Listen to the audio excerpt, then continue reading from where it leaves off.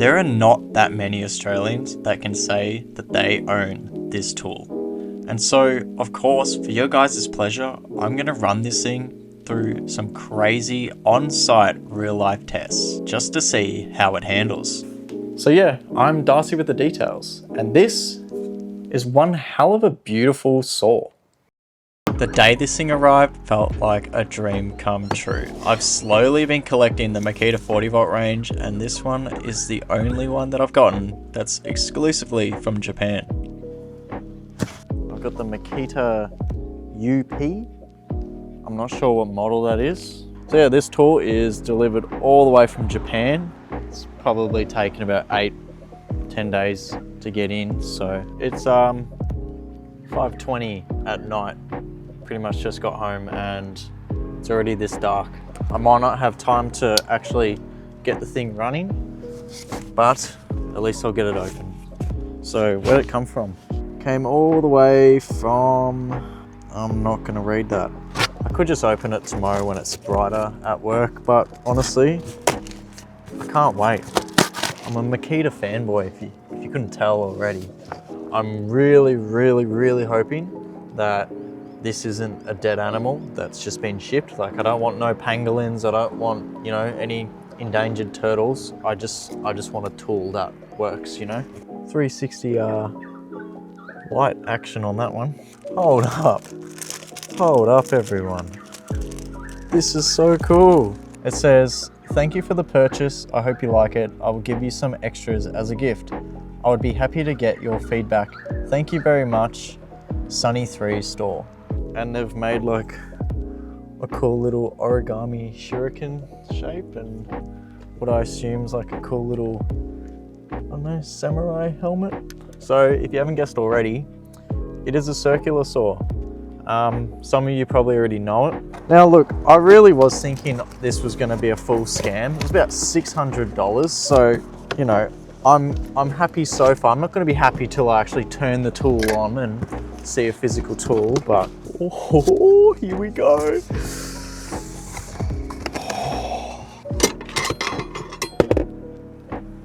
Look at that. You know, I'm gonna make one cut with this thing and it's never gonna be this perfectly shiny ever again. So the idea of this 40V saw is it's 125mm, so it's a little one. Nice and compact, battery slides in there. All the dust comes up through the blade's spinning that way. So the dust is coming up here and kicking back and just sitting in this. So it collects a lot of the dust and then you can just open it up at the top and tip it out when you're done with the dust. I basically got it because I'm sick of pretty much eating MDF and fiber cement dust all day, every day at work. That's awesome as. I just realized I don't have any blades. Thank you again at Sunny 3 store. You guys, legends. If I ever come to Japan, which I do want to one day, I'll be coming back and thanking you personally myself. Just got the saw blade from Sydney Tools. Thanks for that one. Yeah, sun's setting behind me, so I might just try it at the frame tomorrow morning. Look at this. Made in Japan, baby. I'm just too excited. I've unopened it while going home. I'm gonna get home at 5 and the sun's gonna be almost dark again, so yeah. I was pretty much pissing my pants with excitement as I put the blade on for the very first time. That's the highest speed, and then this is lowest speed. Now all of you tradies know that it is just so satisfying and nice to get your first ever cut on your brand new saw. It's almost as good as hitting the subscribe button, don't you reckon? Look at that. Now that's not going in my lungs anymore. Alright, playtime's over. It's time to really put this thing to the test. I took it to site and I got this thing up and going. Started ripping down some timber just to see, one, how powerful the saw is with ripping straight through a stud, and two, how much dust is actually getting caught and what's been left on the ground. As you can see here, That's just from that one rip. That's how much dust it collected. And to put it into really good perspective, I got out my basic 165mm circular saw up against it and did the exact same cut. And just look at the amount of dust. I didn't even notice how bad it was until you stopped using it, because it just gets everywhere. To this day, I'm still finding sawdust in places I do not want to be finding it. But the practical tests were over, and now it's time for the real deal. This time, I was going to floor a whole entire house just to see how long the battery can last and how much dust really gets collected on the whole entire floor space. But first things first, we got to set it up, and sadly it's your time to watch a bit of a day in the life as a chippy. You got the floor here. Yeah. We would run like a full sheet. Yeah. Then have a small sheet.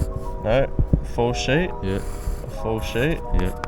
And then we're just going to keep trying to run full ones as long as we can. Yeah. Until we get to the end. And then you've got like a half sheet. Yeah. Okay. Basically, I rambled on and on to the apprentice, and he eventually got it.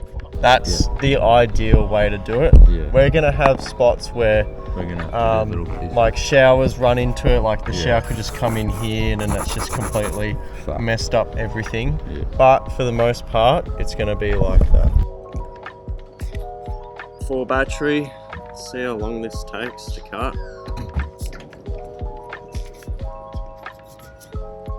First cut of the day.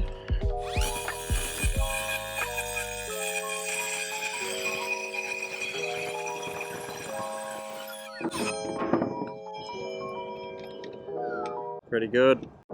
And so the cutting began, and it just kept on going for about 6.5 hours straight. See how it just doesn't catch as much once it's full?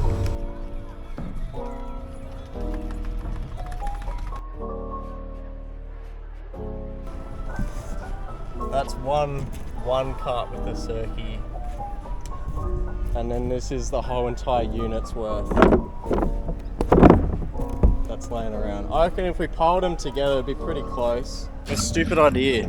Cut cement sheet using this grinder blade. I don't know. We'll see how it goes.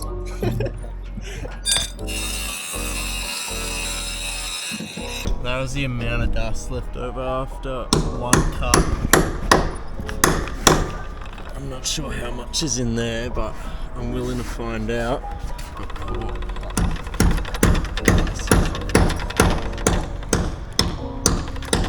Okay, not bad. Yeah, better than going in the lungs, but... I do have another blade coming on its way that is a lot more safer than just running with a grinder blade.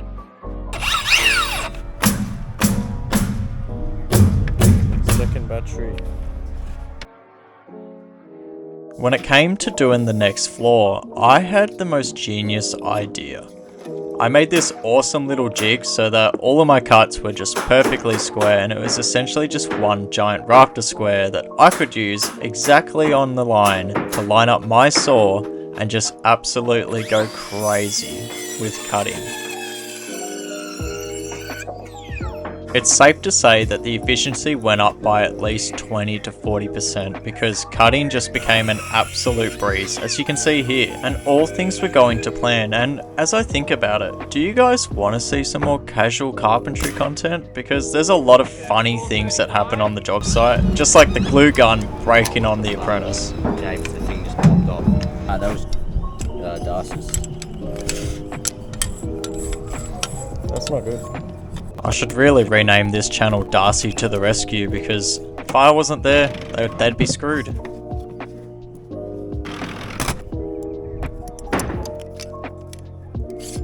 After I sorted out the glue gun, it was back to ripping, and this time I had some nice long lengths to really push the saw, and I pushed it as fast as it could physically go, and as you can see right here, it did actually stall. I managed to stall it at least once. So, that is...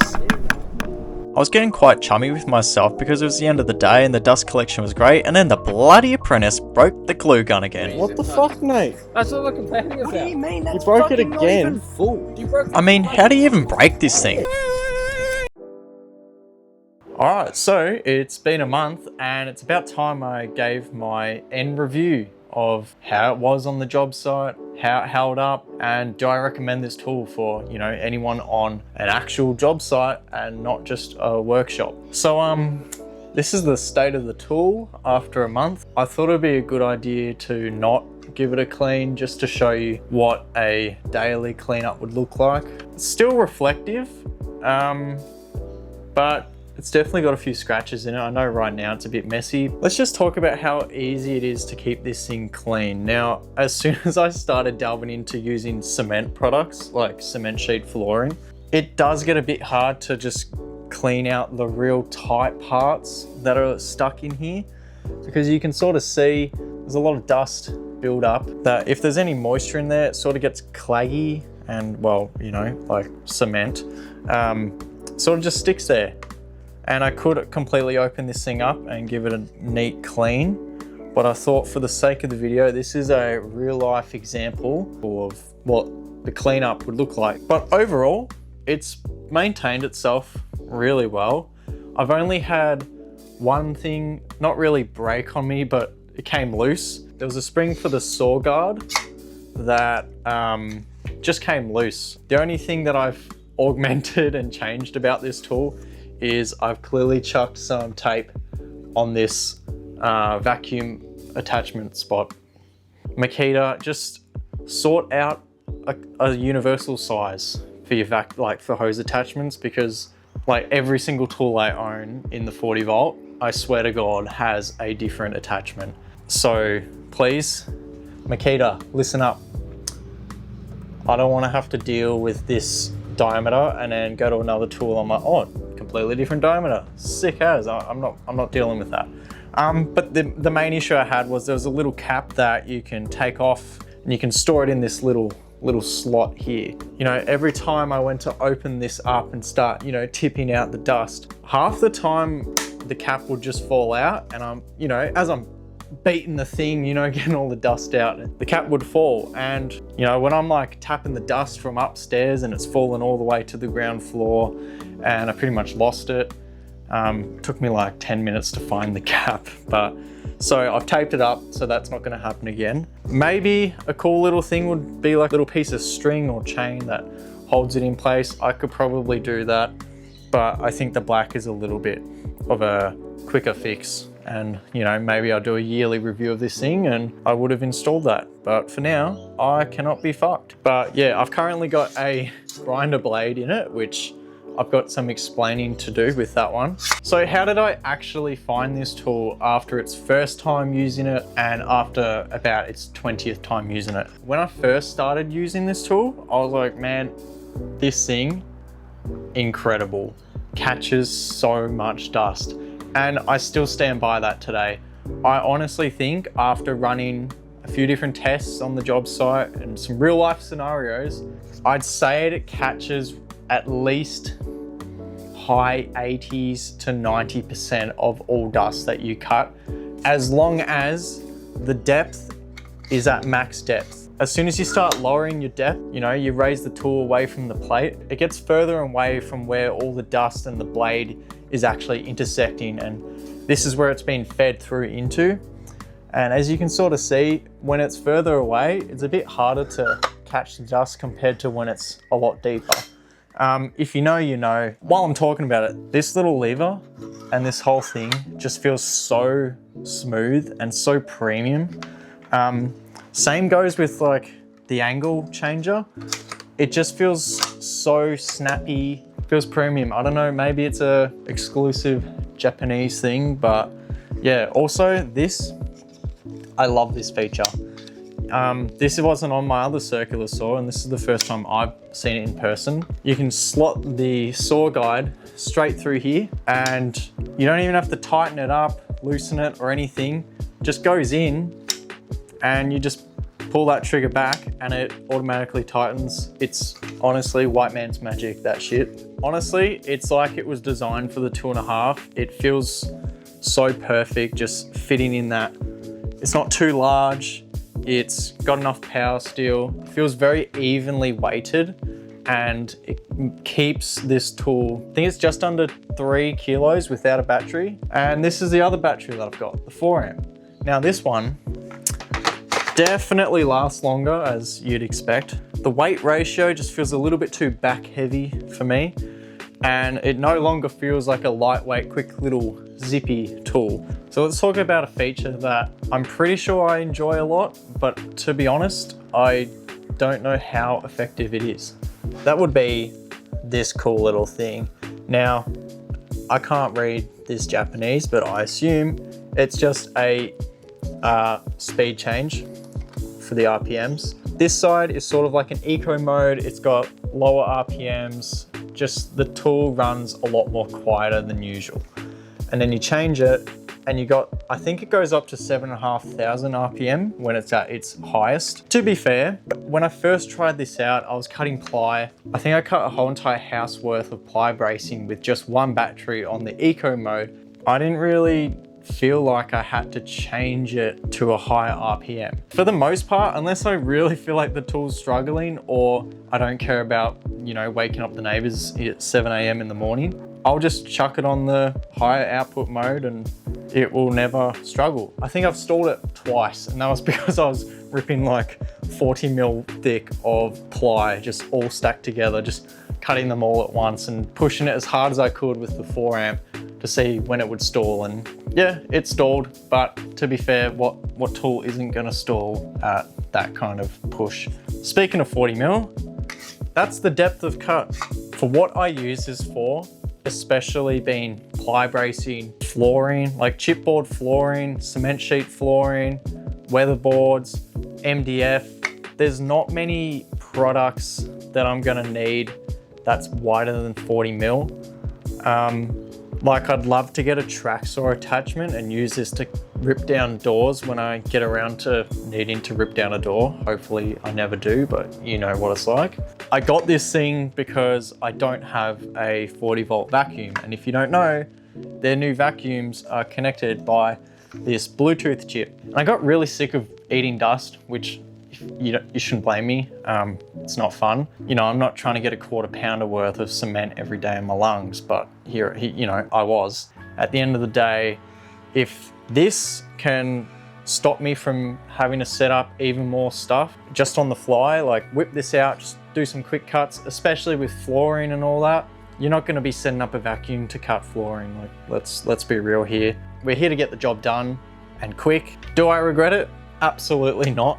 I love this thing. So there was one job where we had to rip down the reveals of some windows. They didn't fit. They were a little bit too wide. I thought, hey, I've got this thing. You know, the reveal on the windows MDF.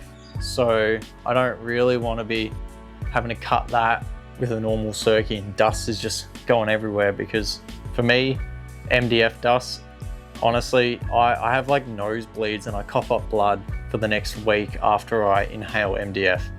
That thing is honestly, I think the new asbestos, but we just haven't gotten there yet. But yeah, this thing, ripping down those windows, having no dust coming around, it was just, chef's kiss. Loved it. So good. I honestly love how accurate this little guy is. I know all like circular saws have them, but I just find this one more accurate and easy to follow. I never even look at the blade. Maybe I'm like attracted to the color orange and I just see it better. So basically, I'd suggest on an actual work site where you're flooring for the day, get a 4 amp battery in this thing. I think a battery and a half would do you for most days for flooring, like a whole entire floor upstairs on top of posies. Great tool. Good job, Makita. I just wish it was in Australia so I didn't have to pay as much. Yeah, maybe I'll get some more exclusive things. I heard they've just come out with a new impact driver, which is just really cool because it's even shorter. I've got a little bit of a Makita fetish at the moment, so I would really love to keep doing reviews with them. So yeah.